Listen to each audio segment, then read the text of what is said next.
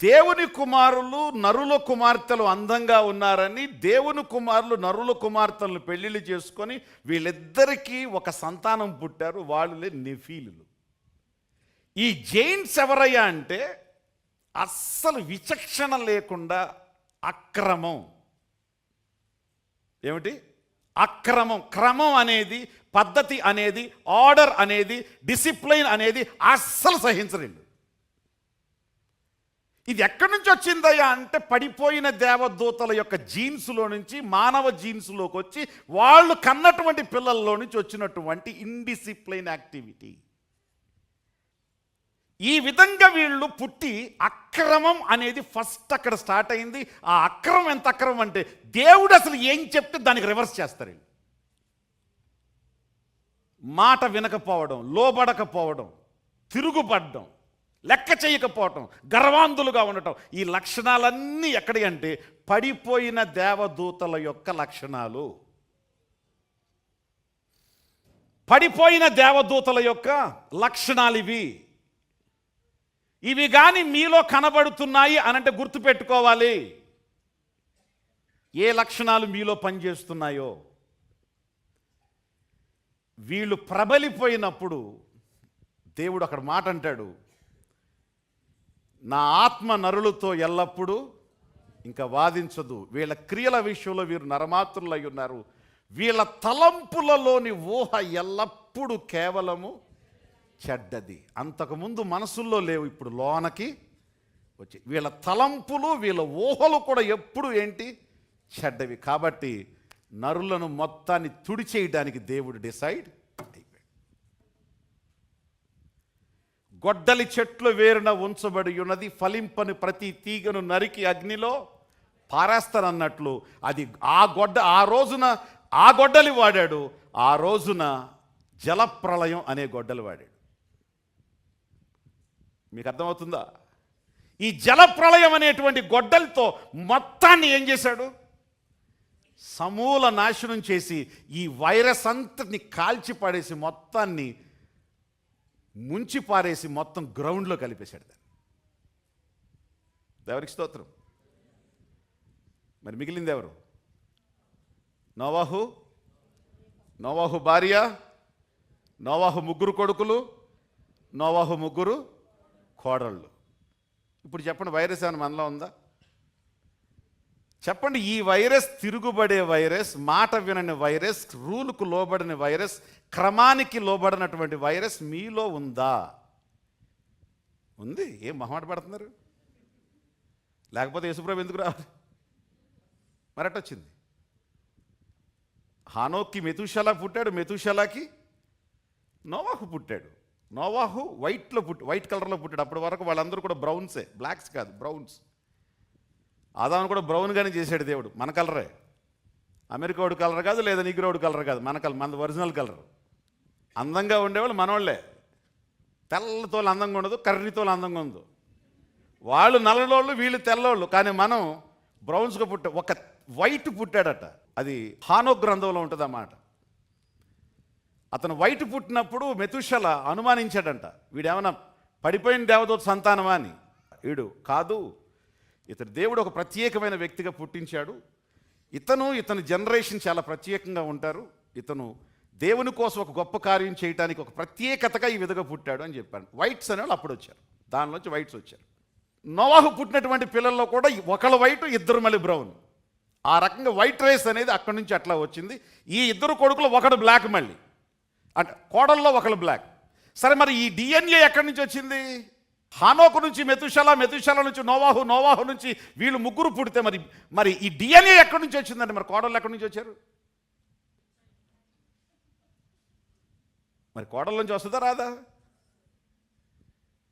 పురుషుడి నుంచి 70% వస్తే 30% విమెన్ నుంచి వస్తుంది. ఈ 30% డామినేటింగ్ వీటిలో కానీ ఒకవేళ ఉంటే ఇప్పుడు అమ్మ పోలిక అంటారు. అంటే ఆ రూపంలో ఒకవేళ ఈ 30%లో ఒక పర్సెంట్ ఆ రూపంకి వచ్చేస్తుంది. కాబట్టి ఆడు అమ్మలాగానే ఉంటాడు, లేదా నాన్నలాగా ఉంటాడు. అట్లా అది లక్షణాలు కావచ్చు, బుద్ధులు కావచ్చు, లేకపోతే రూపం కావచ్చు, నడక కావచ్చు, ఆలోచన కావచ్చు, ప్రతి ఒక్కటి డిఎన్ఏ అన్నిట్లో లింక్ అయి ఉంటుంది.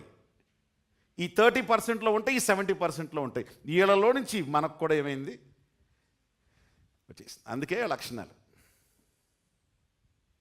అందుకే ఈ చర్చిలు, అందుకే ఈ బోధలు. లేకపోతే అసలు అవసరమే లేదు. అవ్వాదానికి చర్చి లేదు. ఆయన వచ్చేవాడు, కాసేపు కూర్చున్నాడు, మాట్లాడేవాడు, వెళ్ళిపోయాడు.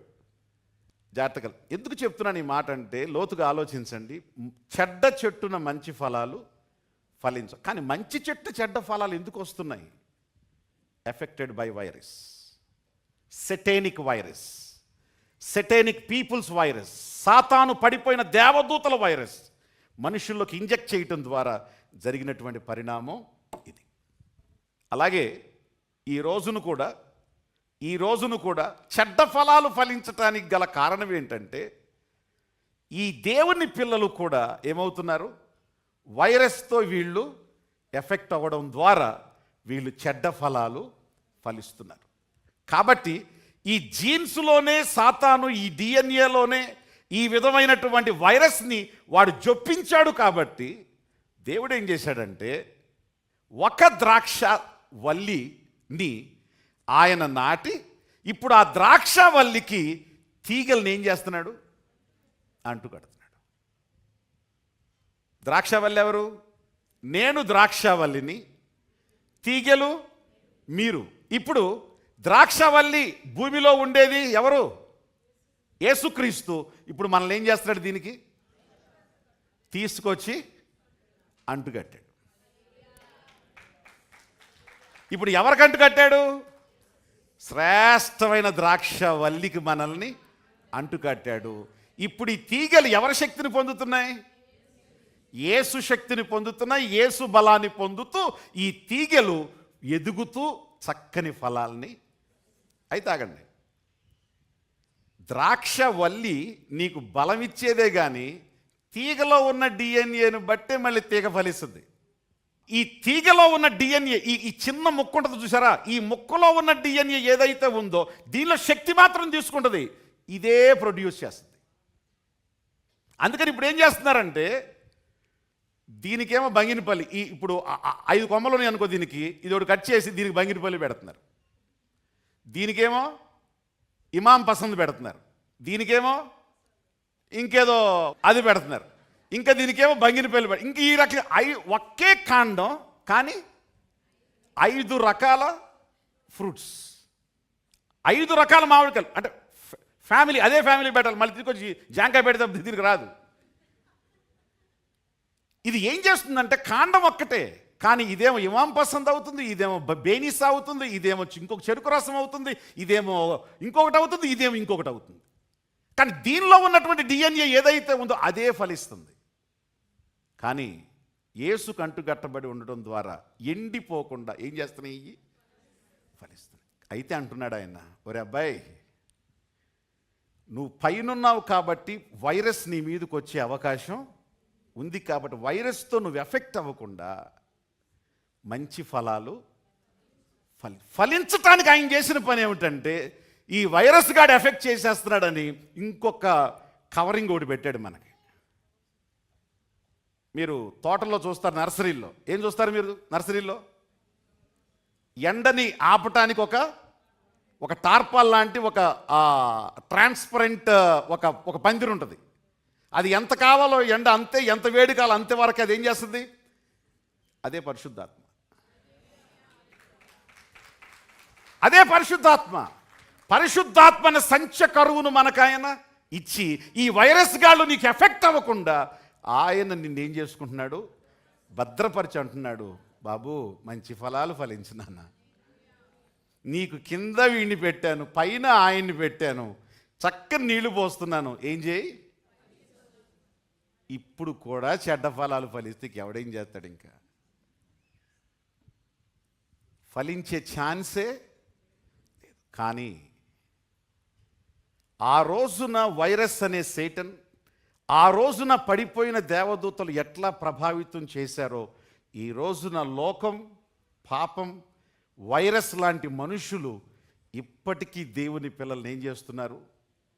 ప్రభావితం చేస్తూ మంచి ఫలాలు ఫలించటానికి ఇంత ప్రయాసపడిన ప్రభువు కష్టాన్ని కూడా పక్కకు తోసేసేసి ఇప్పుడు కూడా మంచి ఫలాలు ఫలించకుండా ప్రభువు కోసం తిరగబడిన ఫలాలు, ప్రభువు బాధపడే ఫలాలు, సంఘానికి విరోధమైన ఫలాలు, వాక్యానికి విరోధమైన ఫలాలు, వాళ్ళ ఇష్టానుసారమైన ఫలాలు ఫలించేవాళ్ళు చాలామంది.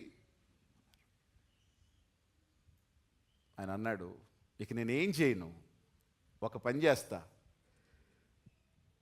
నాకు అంటు కట్టాను, ఇది చక్కగా ఫలిస్తుంది, ఇది చక్కగా ఫలిస్తుంది, ఇది వైరస్కి ఎఫెక్ట్ అయింది, దీనివల్ల దీనికి ఎఫెక్ట్ అయ్యే ఛాన్స్ ఉంది, కాబట్టి ఇది బాగా ఫలించున్నట్లు దీన్ని ఏం చేస్తాను, కటక్ అడిగేవాడు ఎవడు, దీన్ని ఏం చేస్తాను, దీన్ని కట్ చేసి దీని అగ్నిలో పారేస్తా, ఎందుకంటే దీని వైరస్ దీనికి ఎక్కకూడదు.